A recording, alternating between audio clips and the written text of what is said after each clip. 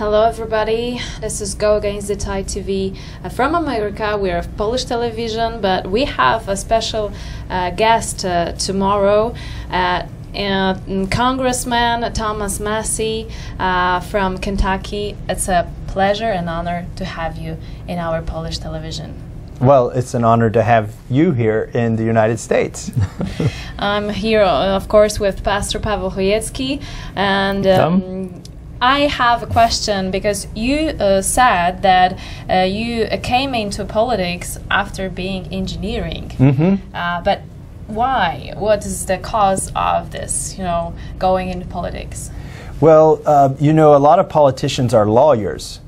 But I heard from an engineer once that we need more engineers in politics and in government, because lawyers are trained to take a position and then go search for facts that only support their position, whereas engineers are trained to collect all of the facts and then and only then come up with a position or an answer that fits those facts.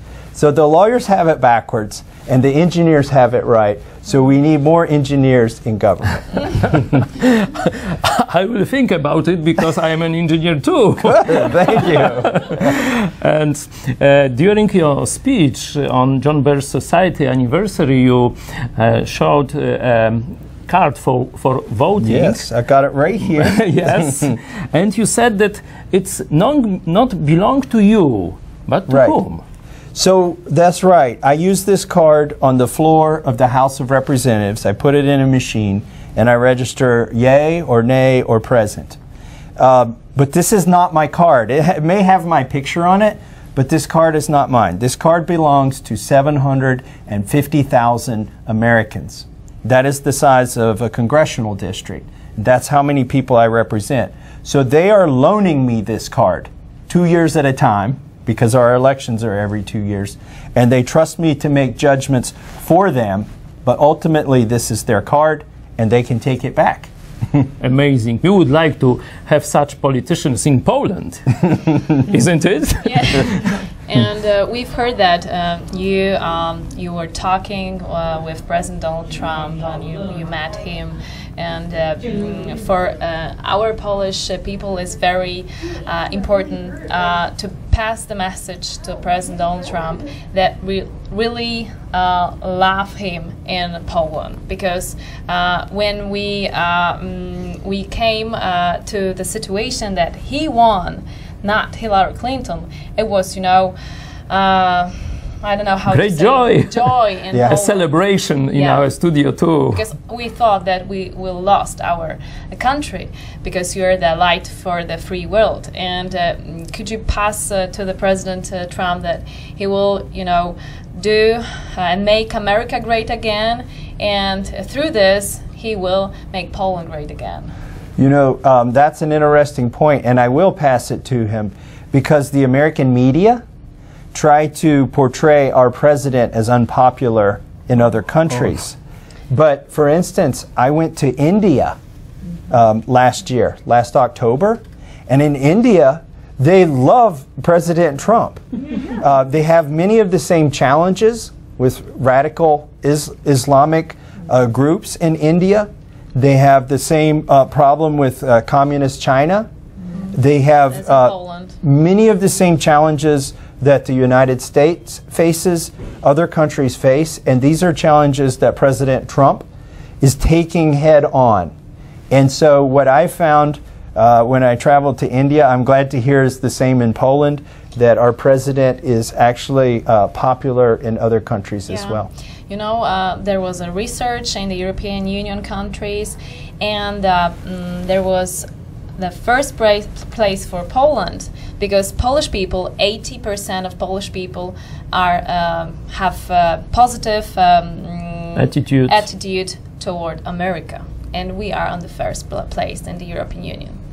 So, in the last question, we've heard that you are an independent congressman, and it's not easy way to do politics. And how could you manage to, with all these critics around, and you able to do the politics? It's very difficult. In the United States, we pretend there are only two points of view, Republican and Democrat. In other countries, I imagine in Poland there are probably more than 2 parties. Maybe there's only one. Oh, yeah. Yes. we joke about the same in the United States. There's Washington, D.C., and then there's the people.